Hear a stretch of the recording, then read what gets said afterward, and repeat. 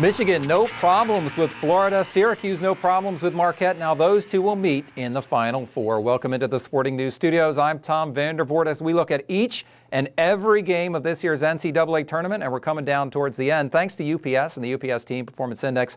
Joining me now on the phone from Indianapolis, Mike DeCourcy, our college basketball writer. Let's start with the Michigan-Syracuse matchup, Mike, because it is certainly intriguing. How do you see this one? Michigan's so impressive on offense. Syracuse has been very impressive on defense. What's the key matchup in this game in your mind?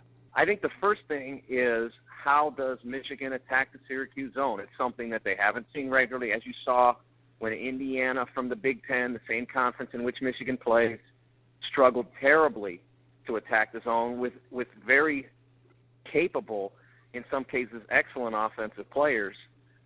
Very, very much unable to attack the zone. I think the first difference for Michigan in that regard, again, not a lot of opportunities to see such a defense, but the first difference is that instead of a freshman gifted point guard in Yogi Ferrell, they have an All-America, some people's player of the year, Trey Burke, to start the offense, to start making good decisions from the very beginning of the attack. And that's a huge difference. So Yogi Ferrell really had a hard time trying to figure out where to go with the basketball.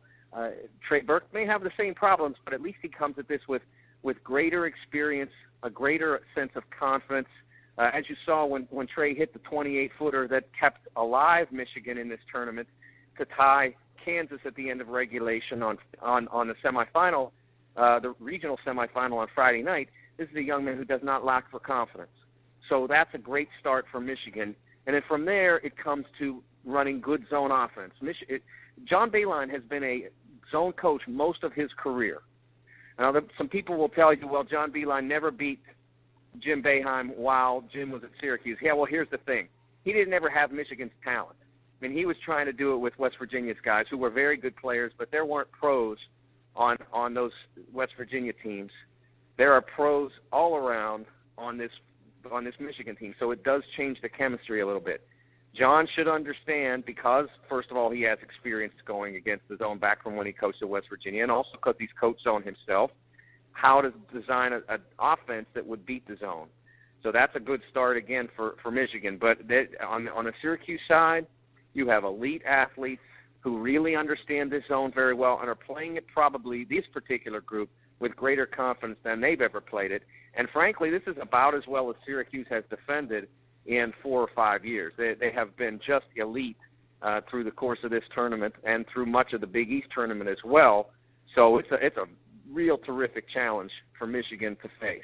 Yeah, it is interesting. When you look at the UPS Team Performance Index numbers, it says Michigan offense against Syracuse defense, but flip it around for me a little bit and talk about when Syracuse has the ball. And Michael Carter-Williams has certainly been an eye-opening presence in this tournament. How do the Orange attack Michigan? Well, I think the first thing you have to remember is this is not a great defensive team that Michigan presents.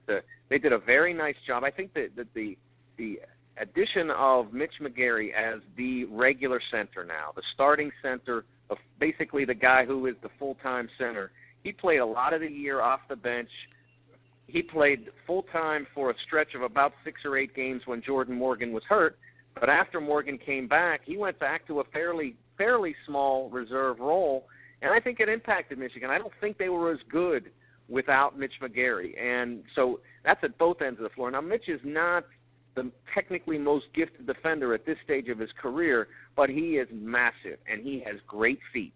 And so even though he'll make an error here and there, he can hold his ground. He can force a offensive player into something he doesn't want to do, and he rebounds. He's a tremendous defensive rebounder. So all those factors add some weight to Michigan's defense that wasn't in place for much of the regular season. Jordan Morgan is much more effective as a backup player, and he's had some good moments in this tournament. But as a starter, he's just not athletic enough. He's not forceful enough, and he's not a great offensive player either. McGary has changed the personality of this Michigan team, and that's at both ends. Most people notice the offense. He's scoring a lot and that sort of thing.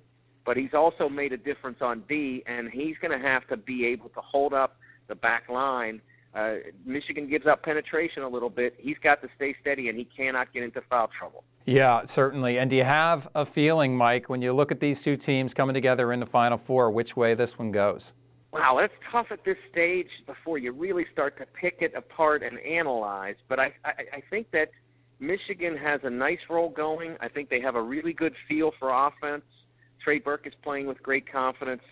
I kind of think Michigan is going to play on Monday night. It's going to be I keep saying these are going to be close games, right? And none of them have been.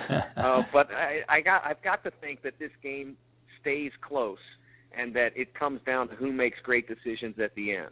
All right, very good. Well, we'll see what happens, and we'll be back to talk about the national championship game as well as the other Final Four game with you in just a bit. Thanks so much, Mike. Thank you.